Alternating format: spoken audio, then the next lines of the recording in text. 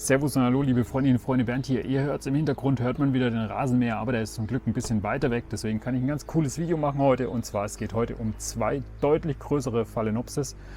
Im letzten Video waren sie kleiner, war auch schön. Kleine Phalaenopsis passen überall noch dazwischen. Diesmal wird es groß und ihr seht die krassen Kontraste. Die Phalaenopsis elegant Polka Dots habe ich euch auch schon einmal vorgestellt. Ich finde, es ist eine wunderschöne Orchidee.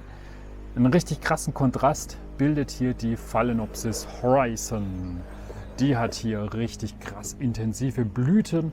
Dazu gibt es auch schon auf der Webseite und auch zur Polka Dots noch mehr Fotos, die ihr genießen könnt. Und ein paar Kulturbedingungen, also die mögen es warm. Das heißt 20 bis 24 Grad bevorzugen die.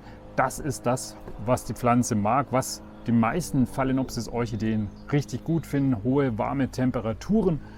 Hier draußen würden sie sich jetzt zum Beispiel in den nächsten Tagen, wenn es auch von den Temperaturen passen würde, nicht ganz so wohl fühlen, weil es einfach zu extrem ist. Ich habe zwar letztes Jahr auch immer wieder Phalaenopsis draußen kultiviert, mit dem Ergebnis, dass sie am Ende nicht ganz so schön aussahen, wie ich es erwartet hätte. Mag in einem Gewächshaus komplett anders sein, weil da ist es einfach nochmal komplett anders als jetzt hier draußen auf der Terrasse, wo es dann im Sommer an manchen Tagen auch wirklich intensiv heiß sein kann.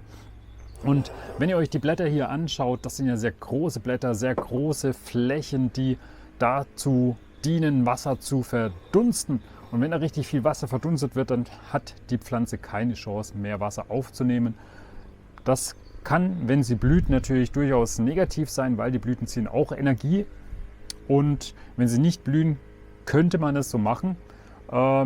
Mit Sicherheit gibt es auch einige Gärtner, die draußen oder Hobby-Orchideengärtner, die draußen erfolgreich ihre Orchideen kultivieren. Die eine oder andere Orchidee hatte ich ja auch schon erfolgreich draußen kultiviert.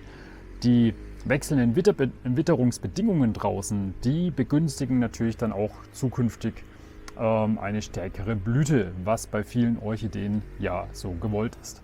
Nichtsdestotrotz finde ich, hat die Horizon und die Polka Dots wirklich ihren Reiz. Die Polka Dots finde ich, die sehe ich, wenn ich jetzt irgendwo in ein Hotel gehe oder irgendwo in einem Büro sehe, irgendwo wo ein Empfang ist, da macht die doch einen eleganten Eindruck und macht wirklich was her. Die Horizon könnte man natürlich auch so sehen, aber die ist von der Farbe her wirklich deutlich kräftiger und peppiger. Die macht doch dann mehr was her zu Hause am Fenster, am Orchideenfenster, meine Meinung.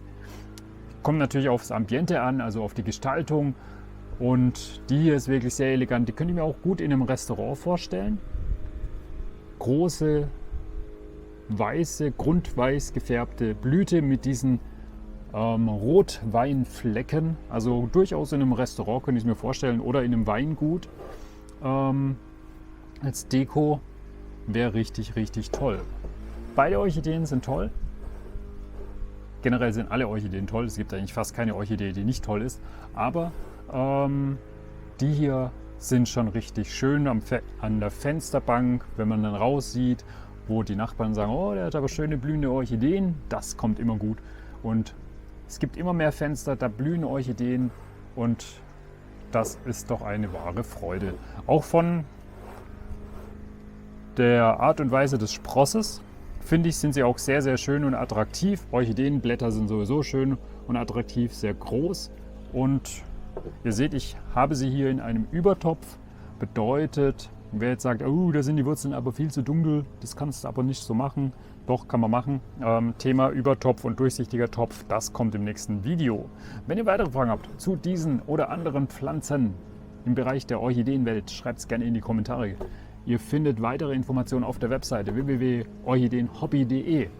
Wer das Projekt unterstützen will, kann Kanalmitglied werden. Seit letzter Woche ist das aktiv. Ihr könnt auch hier unten auf dieses Herzchen klicken und Danke sagen. Ihr könnt natürlich auch auf der Webseite mir einen Kaffee ausgeben. Je mehr Kaffee ihr mir ausgibt, umso mehr Videos kann ich machen, weil umso länger bin ich wach. Natürlich mit Milch oder Zucker, wie ihr das wollt. Das überlasse ich euch. Am liebsten einen Cappuccino oder einen Latte Macchiato. Bis zum nächsten Video und tschüss.